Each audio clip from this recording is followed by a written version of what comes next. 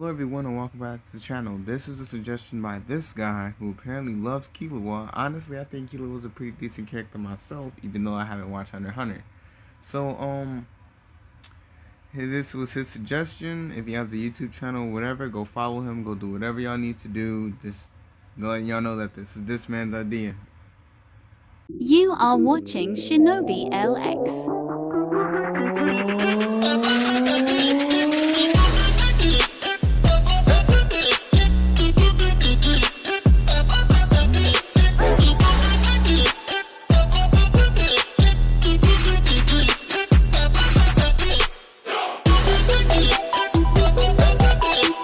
Enjoy. Hopefully I don't butcher this because he basically started the beginning for me, but hopefully I don't butcher it. So we start off, I'm in a forest. And inside the forest, there are these two people. There's this girl and there's this boy. And they're both vampires and they're running from a bunch of mages. So in their reality, I'm guessing that vampires are either killed all the time or they just did something that they weren't supposed to and now they're on the run for it. So her brother throws a crystal, and I'm gonna say, because he never specified what the crystal did, I'm gonna say it opened up a portal, and right before he could jump through it, he died, as in they killed him, firing magic. And right before the brother dies, he tells the little girl to run. But since he's a vampire, I'm gonna say he dies a little bit slower, and he tells her to run as far away as you can. And yeah, so when you jump through the portal, when she jumps through the portal, they fire magic at her. And when she jumps through the portal, she goes into the Naruto universe, and she ducks out the way. But when she ducks out the way, she notices a little boy with blonde hair, and he gets hit by the magic. And not knowing what to do, she's panicking because she doesn't know if this boy has a family. She doesn't know what this boy can do, what significance he holds in this world or town or whatever. She just knows that she needs to try to save him. So she does what any sensible person would do in that situation, and she bites him. A couple of hours later, Naruto wakes up. And when he wakes up, he's greeted by some weird girl with white hair. And originally, Naruto was panicking. And he gets up, he's like, whoa, like, what are you doing? And then, she's telling him to calm down. She has some things she has to tell him. And she basically tells Naruto what happened. And Naruto basically, looks down. And she's like, so if you don't want to be, friends with me, that's understandable. And Naruto is like, no, it's actually sad because I know exactly what you were going through. It's kind of the same for me here. The only difference is that people just want me dead and they don't actually intend on doing it themselves. And this is right after Naruto stops those kids from bullying Hinata. So Hinata and that guard that found Hinata and those two little boys are the last people to see Naruto before this happened. That's my part. So she basically tells Naruto, because she starts to sense mana in him, as in magic. And since Naruto is an Uzumaki, he still has chakra, but I'm going to say his chakra and his magic matched out together so they're even. So she basically tells Naruto that he should try to use some magic. And he's like, how do I do that? Because she basically explained what magic was to him because he got hit by it. So in the story, she had to go back and explain what the hell magic was. So she holds out her hand, and like a little circle appears, like a spell circle appears. And she basically just says you just have to visualize what you want, whether that be fire. Well, first we have to find out what you have an infinity for. And Naruto's like, how do you find out how you have an affinity for what skill? And she's like, so you take this crystal. And she pulls the crystal out of her back pocket. And when she hands Naruto the crystal, she says, try to focus your mana into the crystal. And that's what he does. He tries to focus his mana into the crystal. And it changes to all the different elements. But Naruto had his eyes closed, so he didn't know. So when he opens his eyes, she's shocked and kind of scared. And Naruto's like, oh, I guess it's nothing good, huh? And she tells Naruto, no, it's actually amazing. You have an affinity for everything. Magic, not magic, some sort of, fire, air, water, earth, yeah. And you have a silver, like it's a silver one. I don't know what that is. That's my own special one. I'm letting him have it. Shut the fuck up. So, Naruto begins to hold on. Really quickly. Okay, really quickly. If you have like a suggestion, go to my Discord. I'll pin my Discord, I'll type my Discord name down in the chat below. Let me know what you want, and if you're gonna tell me how to start it off, try to call me on Discord, but you have to let me know before, because if you text me and I don't answer, 9 times out of 10 if you call I will not answer you because I'm in the middle of something. And my Discord notification thing isn't that loud, so I wouldn't be able to hear you anyway. But yeah, just let me know. And let's get right back into the video. So Naruto basically he's like, so how am I supposed to use it? And she's like, okay, it's simple. Basically, just try to visualize fire. And really quickly, let's take a step into Naruto's psyche for 1 second. So in Naruto's psyche, well, not his psyche, but where the Nine Tails is, so basically his psyche. Ooh, my bad, I want to flip, and it's still flipping, although it's faced the other way. Okay, so the Nine Tails, not talking to Naruto, notices the instant change in Naruto's entire entire physiology. There's some other source of energy in him, meaning that whatever the Nine Tails is disrupting wouldn't affect it because it's not from this world. Because the Nine Tails is older than damn near everything on the fucking planet as is. The Nine Tails has outlived entire fucking generations. So he knows the difference between fucking chakra and magic. And he's never sensed magic until now, so he's like, what the fuck is this? And Naruto, now let's go back outside of Naruto's psyche. So Naruto is like, so if I envision, he holds out his hand and he envisions fire. And instead of a spell circle appearing like how hers is, it just appears. And she's like, wait, you don't have to cast the spell circle? And Naruto's like, I don't even know what that is.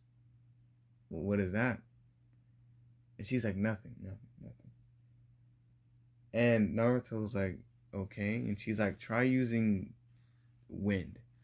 And he tries to use wind, but he uses his wind, but since you can't necessarily hold the wind in your hand,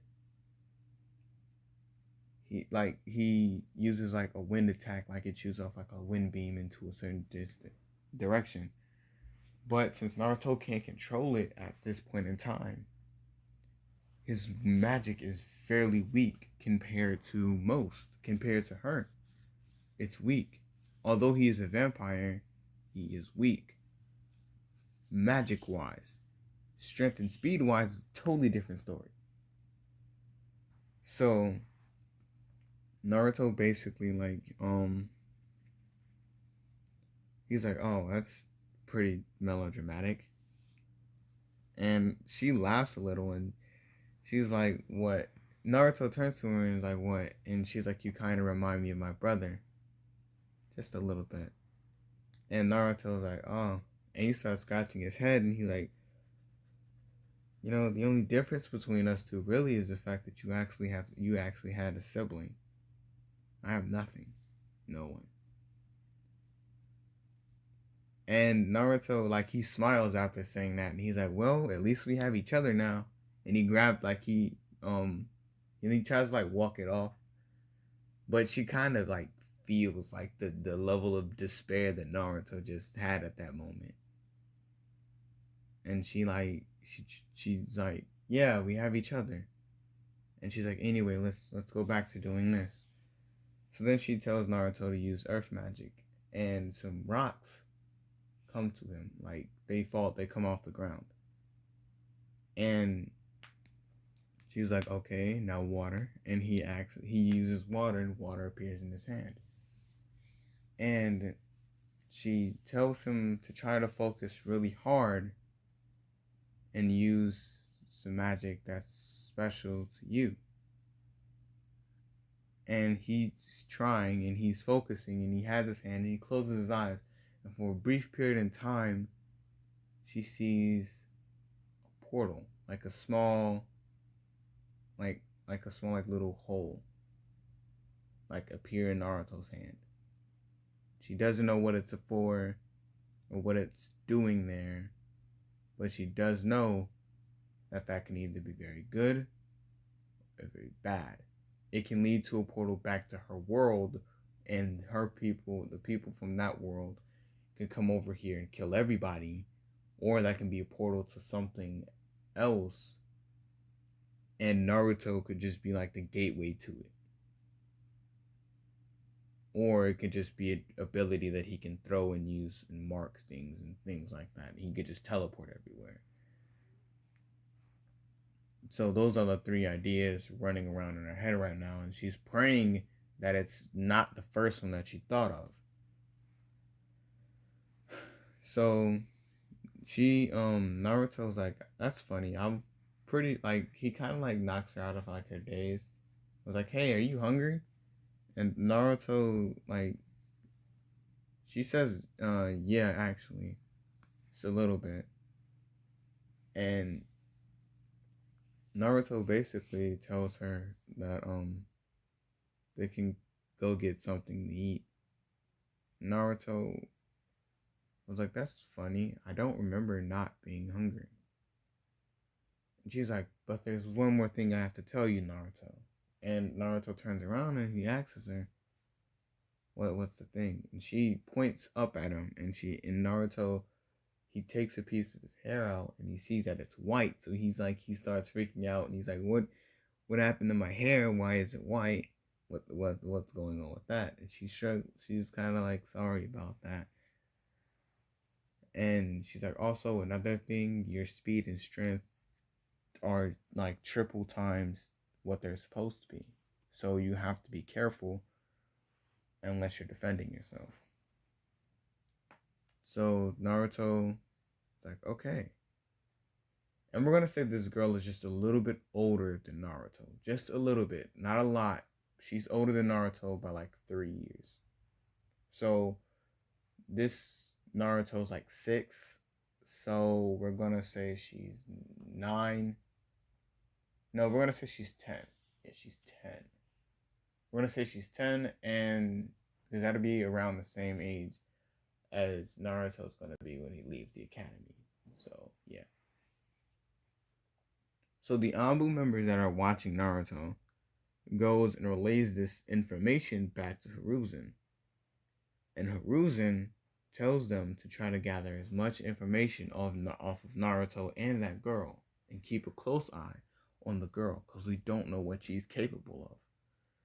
So Naruto and girl, over the course of 2 weeks, Naruto has brought her food and water from the village. Mostly just, I don't remember if he said what they ate, but I'm gonna say they eat normal food, because I don't know. I can't tell you. I don't remember what off the top of my head if that's yeah. So Naruto's been bringing her food, and she doesn't necessarily need water to survive. So he brings her water anyway. So she basically like yeah. And then one day Naruto comes back and she's like, "Hey Naruto, why don't I go inside the Leaf Village this time?" And Naruto basically tells her if she goes inside the Leaf Village, she shouldn't do it with him because then everybody will think we're related and then they'll hate you just as much as they hate me. And she's like, "Relax. I'm like 10, you're like 6. I'm older than you, Naruto. You're not gonna think that."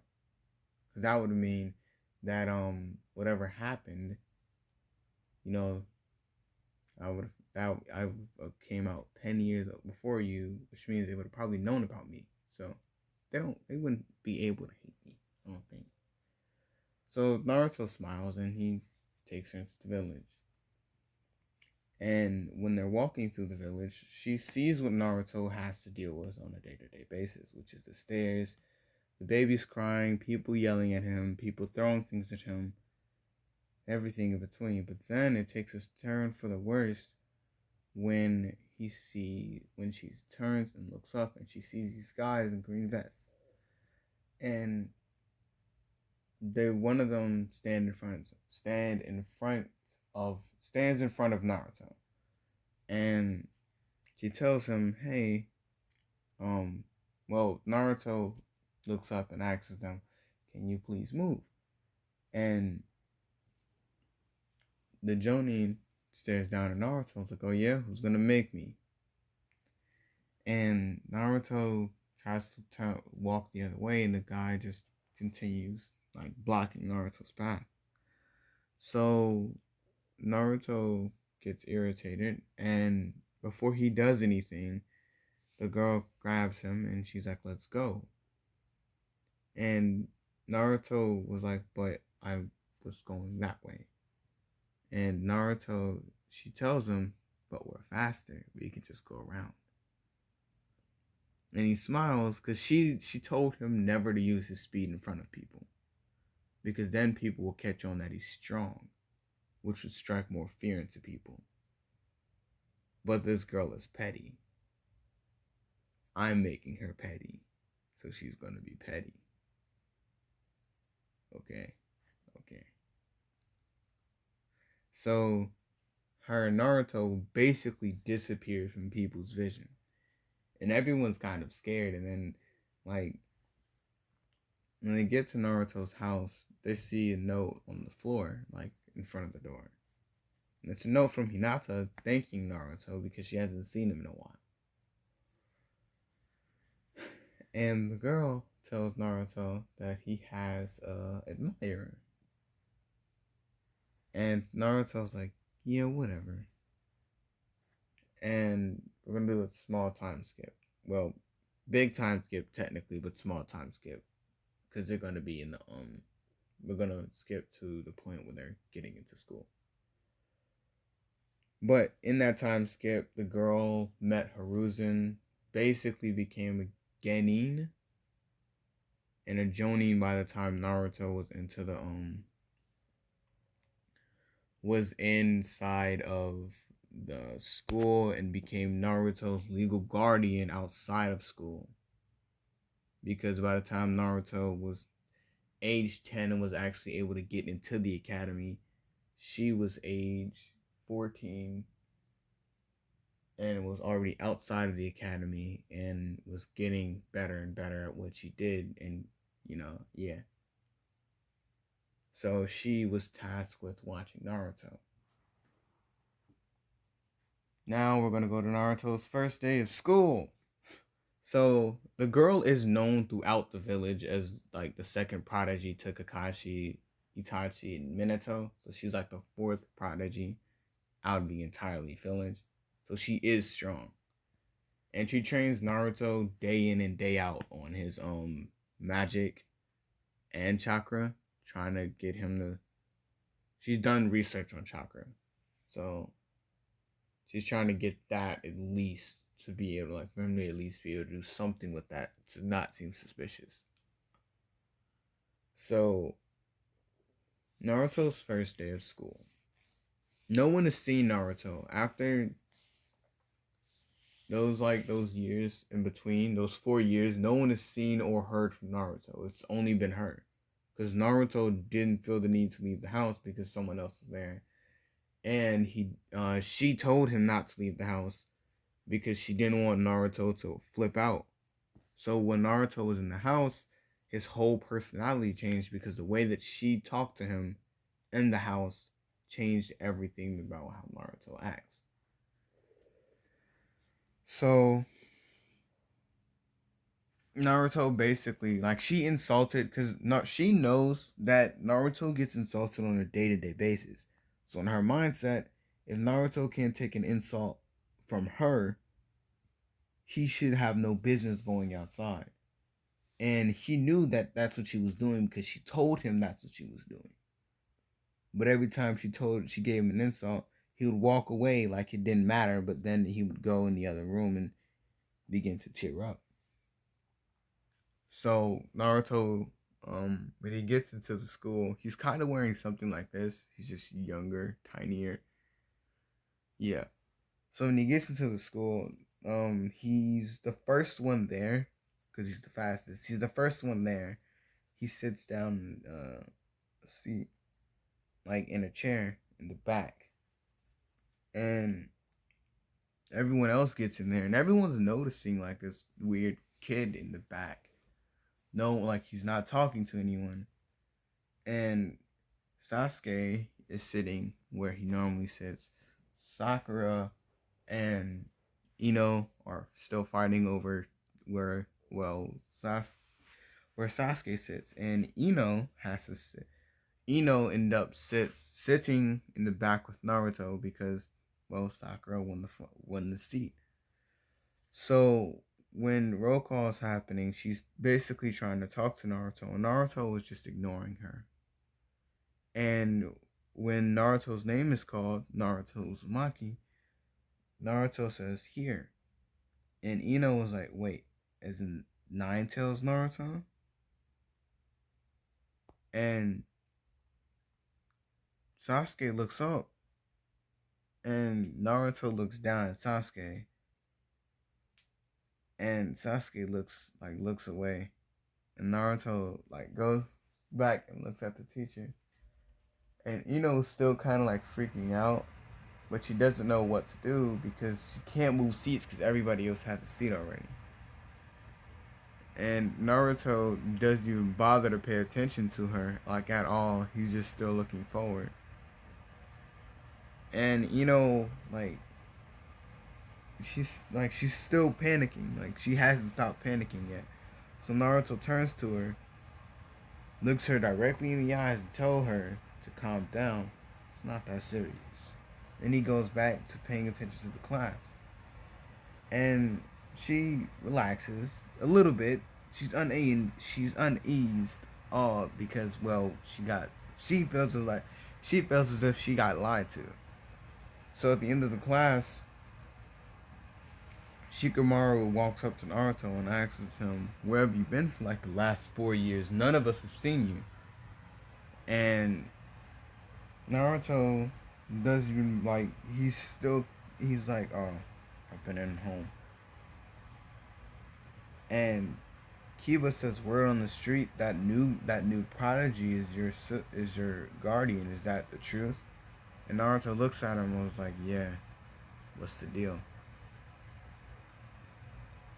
And he's like, "Nothing. She just looks cute." And Naruto looks at him and was like, "The next time you feel as if you can say something about her, I'll rip your throat out and show it to you."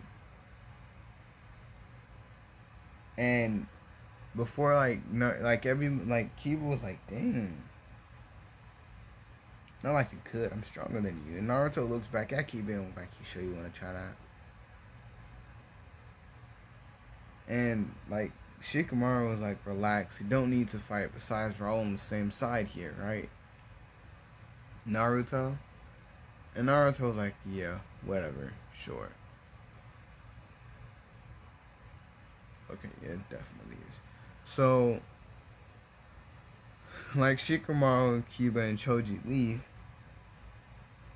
and before like Naruto, like Ino leaves after Sakura and Sasuke. Well, Sasuke gets up, and the two Ino and Sakura chase after him as usual.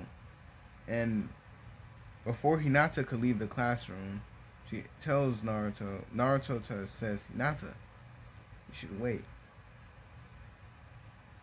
And Hinata stops, but she stops for a second and then runs off.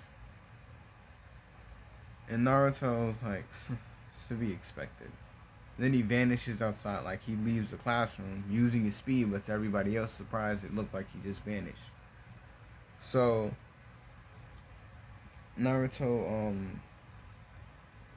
he gets back home, and the lady asks him, how was your first day of school? And Naruto's like, it's pretty fine, I guess. I want to skip to the end of school. So at the end of school, Naruto's squad is still the way it is. Naruto and Sasuke didn't talk to each other at all. They didn't even beef. They just didn't talk to each other. Like they just refused to talk to each other. They could have been paired up in a group, and they would just been like, okay, sure, whatever. But since Naruto couldn't show like any of his physical prowess when it come to like the training and things in school, cause the girl told him not to, Naruto was still ranked as one of the lowest, but one of the smartest kids. So physically, in everybody else's eyes, Naruto was lacking. But mentally and like the strategies and everything like that, Naruto was goated at. So let's go. Okay. So when Naruto basically when Naruto gets assigned to the team, he's like, sweet, I guess I'm here. And Sakura, being Sakura, she's basically like, okay, what the hell's going on with that? And Naruto likes to do this thing where like he tries to trust his teammates a lot. Like he the girl basically told him if something happens to him and it looks like he's going to die, see what his friends do. And that right there would determine if they were friends or not. Mission or not. And Naruto, this is like a flashback. And Naruto asks her, why should I do that? And then the guy was like, there was like this random guy. And he was like, because then you'll know when you have true friends. And he grabs her and she takes her arm around, like, off from around her. She's like, don't push your luck. I'll break this. And she was like, damn, relax, bro. Like, we just came back from, like, a successful mission. I was just trying to celebrate. Like, what is you doing, fam? And she basically, like, just tells him to go home. He's like, fine. And he walks away. And Naruto looks at her, and she's like, oh, trust me, there's nothing there. You don't have to worry about that. That is nothing.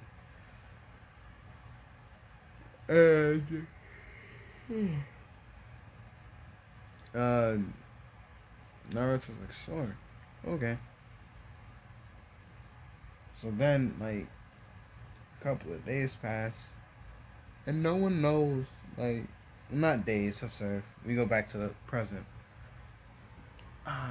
So when Kakashi gets there, Kakashi realizes that Naruto looks completely fucking different. And Kakashi does know of the girl. I don't have a name for her, so if the guy that suggested this would give me a name for her, that would be nice. Because I don't have one, and I don't want to give her one that you don't like. So Naruto, they're sitting in the class waiting for Kakashi. And Kakashi has been watching them to see if Naruto and Sasuke would talk to each other. But he like Naruto, Kakashi notices that it doesn't seem like there's any hatred toward each other with them two. But it doesn't seem like there's any friendship neither. They're basically acting like they're complete and utter strangers. So when Kakashi walks into the room, he tells them to meet up at the roof. And he asks them their ambitions. And when he gets, everyone's goes to canon until he gets to Naruto. And this is where I'm ending this part off. Hope y'all enjoyed the video. If y'all did, drop a like. If y'all enjoyed my content, please subscribe. Anyway, this is Thursday's video. So, yeah, peace out.